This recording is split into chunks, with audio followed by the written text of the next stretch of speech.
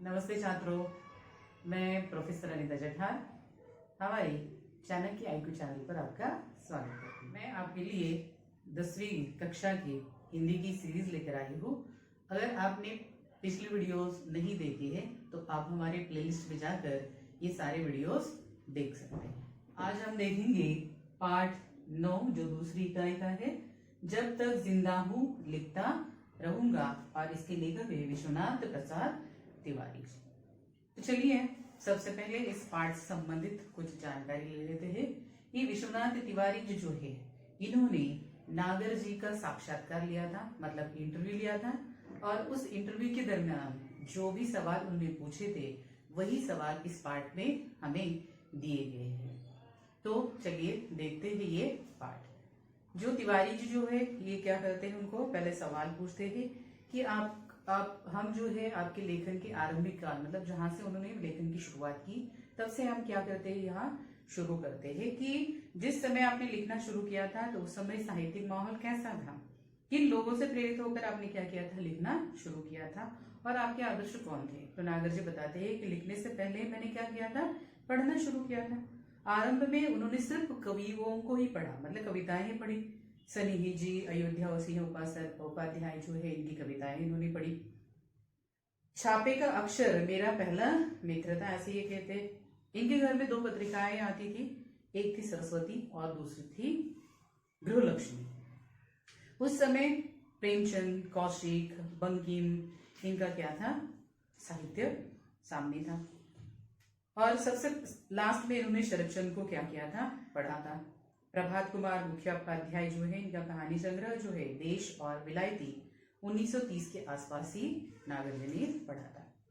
उपन्यासों में बंकिम का उपन्यास जो है 1930 में उन्होंने पढ़ डाले थे, और आनंद मठ, देवी चौधरानी और एक राजस्थानी थीम पर लिखा हुआ उपन्यास उसी समय नागर जी ने क्या किया था, पढ़ा था। तो तिवारी जी उनसे सवाल पूछते हैं कि क्या लेखन करने में आपका कोई आदर्श है।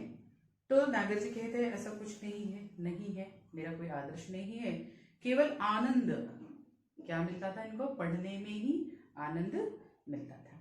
सबसे पहले कविता फूटी जब 7 कमीशन हुआ था, उस समय जब बहिष्कार हुआ था, वो समय था 1925 से 1929।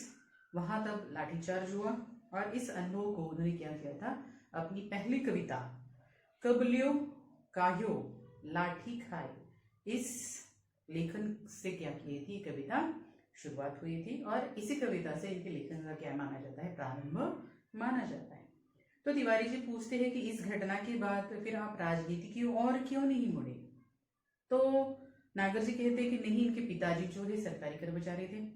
1929 के बाद उनकी रुचि बढ़ी और पढ़ने में और सामाजिक कार्यों में भी थी। लेकिन मेरी पहली कहानी छपी 1933 में, अब शकुन। तुम्हारे गोरखपुर के मनमन द्विवेदी लिख रहे थे उन दिनों, तब की ये क्या है, कहानी बता रहे हैं। चंडी प्रसाद प्रदेश थे जिनकी लेखन शैली जो थी, इनकी लेखन शैली से नागर जी क्या हुए थे, बहुत ज्यादा प्रभावित हुए थे। तो तिवारी जी पूछते हैं क्या उन दिनों आप जो गांधी जी के व्यक्तित्व का भी कुछ आप पर कुछ प्रभाव पड़ा था। तो नागर जी कहते हैं हाँ, क्यों नहीं, जरूर, निश्चित रूप से उनका प्रभाव जो है वो उन पर पड़ा था। पिताजी ने आंदोलन में क्या किया था, भाग लेने के लिए रोका था, और वही रोकना वो कहते हैं उनके लिए क्या था, एक अच्छा हुआ था। तो तिवारी जी आगे पूछते हैं कि गरीबों के प्रति जो करुणा है आपके साहित्य में वो कैसे आ जाती है। तो नागर जी कहते हैं कि ये समाज से ही उभरती है, मतलब समाज में हम कुछ घटनाएं देखते हैं तो उन घटनाओं से ही हमारे मन में क्या होती है, ये सामाजिक करुणा जो है गरीबों के प्रति ये उभरती है। उनकी पहली कहानी जो है प्रायश्चित इसी से संबंधित थी, और हमारे पारिवारिक संस्कार भी उसी प्रकार से थे कि गरीबों की क्या करना, मदद करना, सेवा करना। उनके पिताजी का ही एक गुण था कि जैसे ही किसी को दुख दर्द में देखते तुरंत उनकी क्या करते, सहायता करने के लिए आगे बढ़ जाते थे, और इसी उनके गुण ने नागर जी को भी क्या किया था, प्रभावित किया था। तिवारी जी कहते हैं कि उस समय तो क्रांतिकारी आंदोलन भी हो रहे थे, क्या उनका भी कुछ आप पर प्रभाव हुआ। तो नागर जी कहते हैं कि उसी से तो पिताजी ने डांटा और रोका, काकोरी बम कांड हो चुका था। 1921 से आंदोलन तेज हो गया था। तो तिवारी जी पूछते हैं उन्हें कि क्या सामाजिक आंदोलन जैसे आर्य समाज का भी आप पर कुछ प्रभाव पड़ा था? तो नागर जी कहते हैं कि आरंभिक असर है, थोड़ा बहुत, ज्यादा नहीं है लेकिन असर जरूर है। उनके पिताजी जो है, एक अच्छी बात थी उनके पिताजी की, उन्होंने मुझे सामाजिक आंदोलनों में जाने से कभी नहीं रोका है। जवाहरलाल नेहरू से मेरी भेंट 1933 में हुई। उसकी माँ मेडिकल कॉलेज में दाखिल थी और उसी समय मेरा छोटा भाई भी वहां दाखिल था। नेहरू जी जेल में थे। उनकी माँ के पास कुछ कश्मीरी लोगों को छोड़कर कोई आता जाता नहीं था। मैंने उनकी माताजी के पास रोज जाता था। पंडित जी जब जेल से छूटे तो मेरी उनसे वही क्या हो गई थी, भेंट हुई, जो प्रायः होती रही, मतलब हमेशा उनसे भेंट होती रही और उनसे खूब बातें होती थी और वो बातें हर तरह की बातें इनसे होती थी। तिवारी जी इनसे पूछते हैं कि आपका पहला उपन्यास कौन सा है?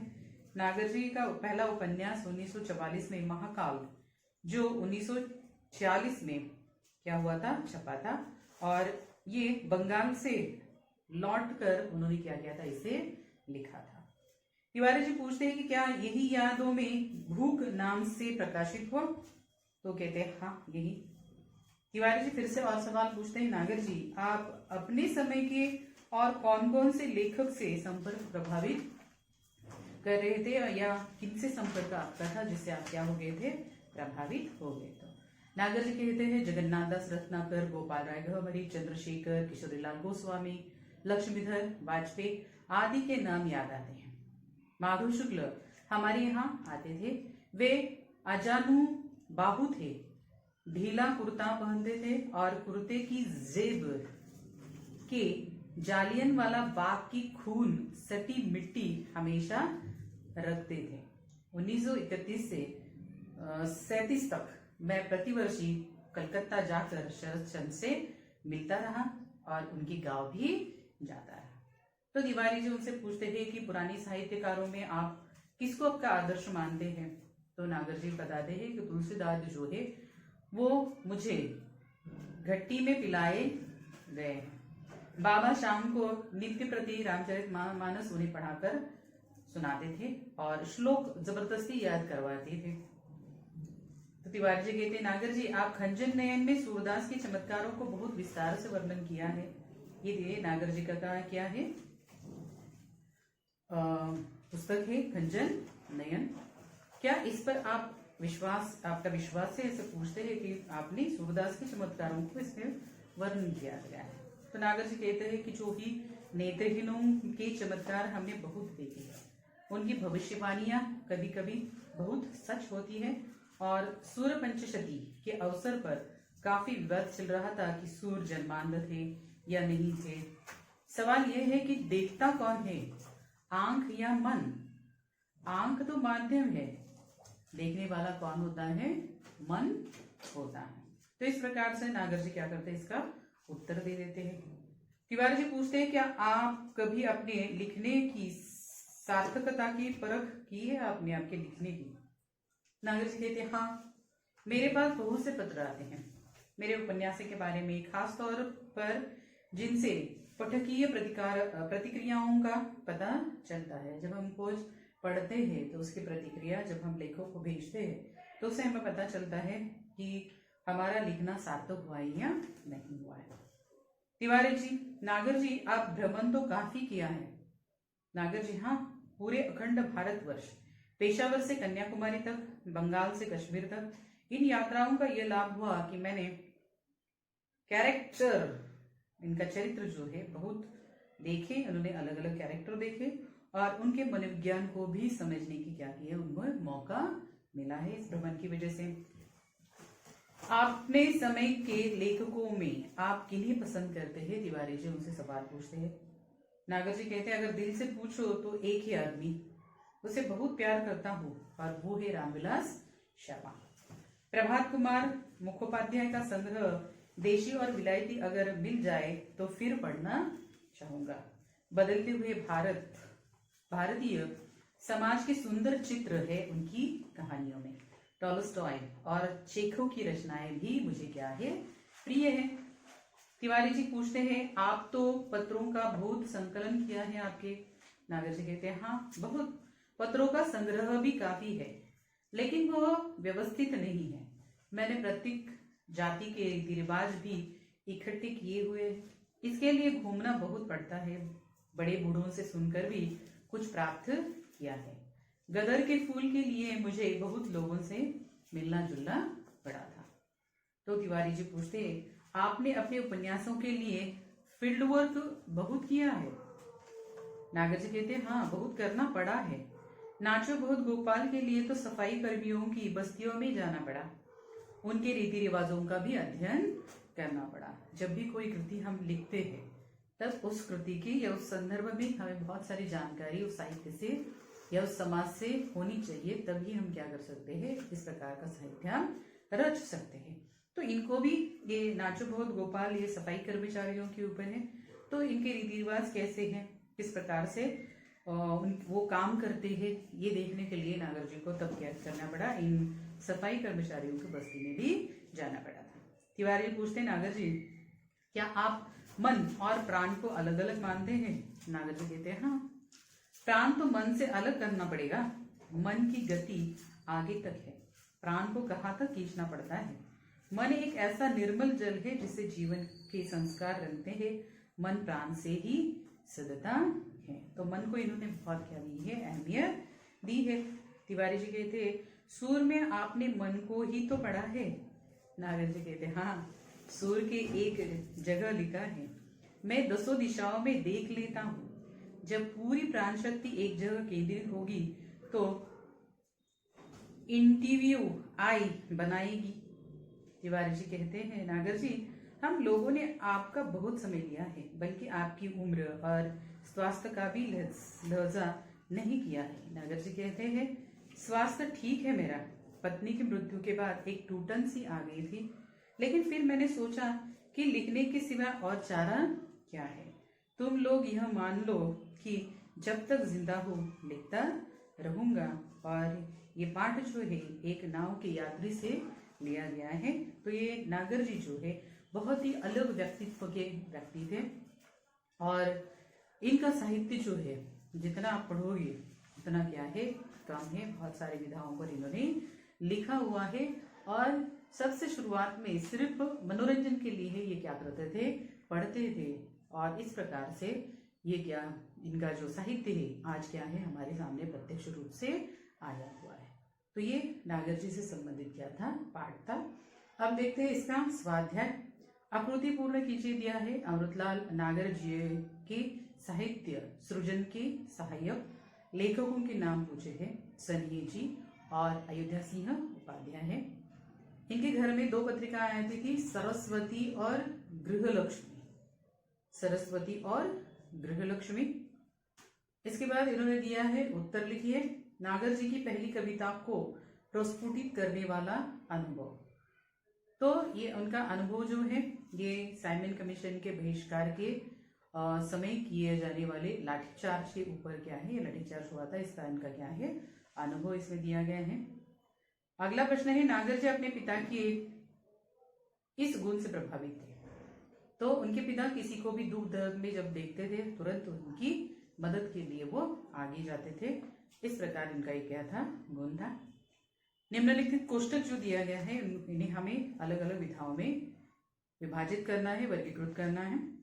कहानी है अपशकुन, प्रायश्चित, उपन्यास है नाचो बहुत गोपाल, महाकाल, खंजन, नयन। कविता है कबलियो कहो लाठी खाए, और गदर के फूल ये जो है ये क्या होता है, अन्य में आ जाता है। प्रश्न नंबर 4 है, नागर जी के समकालीन साहित्यकारों के नाम। प्रेमचंद, जगन्नाथ दास रत्नाकर, शरद चंद्र और माधव शुक्ल। 5 प्रश्न दिया गया है। देखो, कार्य आलोचक का होता है, समीक्षा करना, तो रचनाकार रचना करता है। नागर जी के प्रिय विदेशी लेखक थे टॉलस्टॉय और चेखव। एक शब्द में उत्तर दीजिए, लिखा हुआ है देखिए। नागर जी के प्रिय लेखक रामविलास शर्मा। अपनी इस रचना के लिए नागर जी को बहुत लोगों से मिलना पड़ा था। गदर की फूल। नागर जी का पहला उपन्यास जो है महाकाल 1944 में छपा था। नंबर 7 दिया है तदित शब्दों का मूल शब्द लिखें। साहित्यिक मूल शब्द है साहित्य, ओके, उसे ताज जुड़ जाए तो साहित्यिक शब्द बनता है, तो मूल शब्द है साहित्यिक। विलायती विलायत। कृदंत शब्द जो है ये हमें इसमें इसके मूल शब्द को अलग करना है। खिंचाव, खींच प्लस आव, खिंचाव। लिखावट, लिख प्लस आवट, ये क्या है, इस प्रकार से विभक्तियां हो जाती है। प्रश्न नंबर 8 दिया है जोड़ियां मिलाइए। तो देखिए जोड़ियां रचना और विषय के रचनाकार। देसी और विलायती जो है प्रभात कुमार मुखोपाध्याय का है। अपशकुन जो है अमृतलाल नागर का है। आनंद मठ जो है बंकिम चंद्र चटर्जी का है। और रामचरितमानस ये तुलसीदास द्वारा रचित ग्रंथ है। अब आते हैं भाषा बिंदु पर। इसमें प्रश्न एक दिया गया है, इसमें मुख्य क्रिया और सहायक क्रिया को आपको ढूंढना है। तो पहला जो है उसके रीति रिवाजों का अध्ययन करना पड़ा, करना, करना। सहायक क्रिया है पढ़ा, पढ़ना। माता पिता का रंग देखकर तो वे बूढ़ी काकी की और सताने लगे, सताने ये मुख्य क्रिया है और लगे ये सहायक क्रिया है। सताने, सताना, लगे, लगना। उनकी नंद रूठ गई, रूठ ये मुख्य क्रिया है और गई ये सहायक क्रिया है। तो रूठ रूठना, गई जाना। इसके बाद वे हड़बड़ा उठे, हड़बड़ा ये मुख्य क्रिया है और उठे ये सहायक क्रिया है। हड़बड़ा, हड़बड़ाना और उठे, उठना।